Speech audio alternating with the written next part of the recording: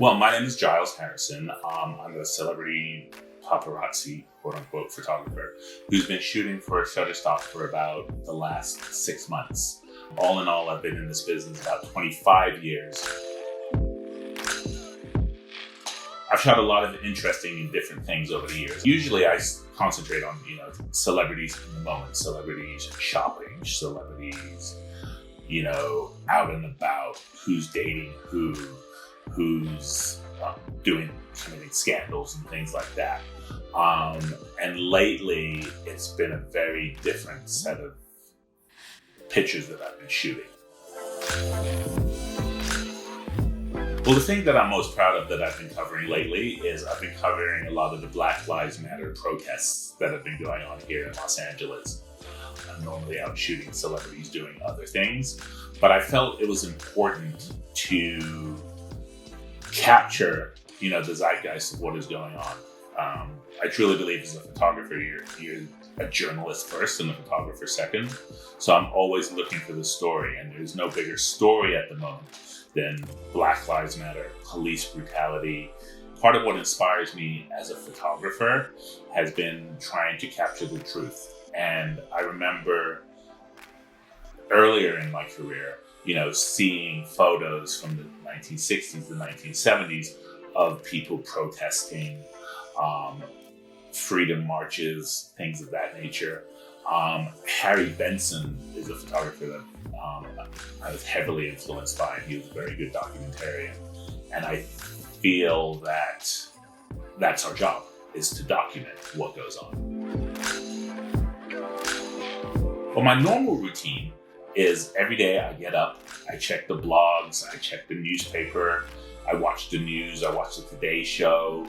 I try and find out what most celebrities are getting up to, what the news story regarding certain celebrities are during the day. I'm not the doorstepping type paparazzi photographer, so I'm not sitting outside somebody's house waiting for them to come out. What I do is I tend to drive around Los Angeles or whatever city I'm in and look for celebrities and look for the stories.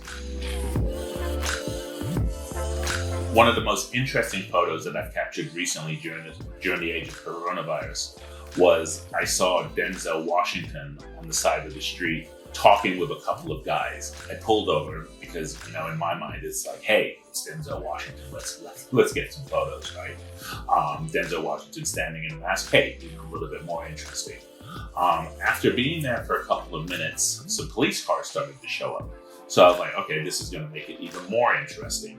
They're standing there talking to Denzel Washington. Denzel Washington's interacting with the police officers. I can't quite tell what's going on, but I can kind of get the gist of some of it. And it turned out that what had happened was Denzel Washington was driving down the street, observed a homeless guy, basically having a kind of maybe mental breakdown in the middle of the street, pulled over to help him, gave him some, PPEs, masks to protect him against the coronavirus. And when the police showed up, Denzel Washington stayed on the scene to make sure that nothing bad happened to this man. Now, at the time, that wasn't that big of a deal. So, some people picked it up. Didn't really go a lot of places. But what happened after that was, unfortunately, George Floyd died. And then the pictures that I had went viral after that, because what had happened was it became a story about Denzel Washington protecting a homeless man, from police brutality. And that made the story that much more interesting. And like I said, as a photographer, you've kind of got to be objective. You can't worry about what's going on when you're shooting. You kind of got to shoot first and ask questions later. So I shot the story, but then I followed it up. I asked the police what happened. They told me what happened. And I got pictures of Denzel Washington, helping somebody and doing something during this coronavirus, and showing that that not all situations with police can end badly. Some can end peacefully. And I feel that is the job of a photographer. It's to get the story, document the story, and let the pictures speak for themselves.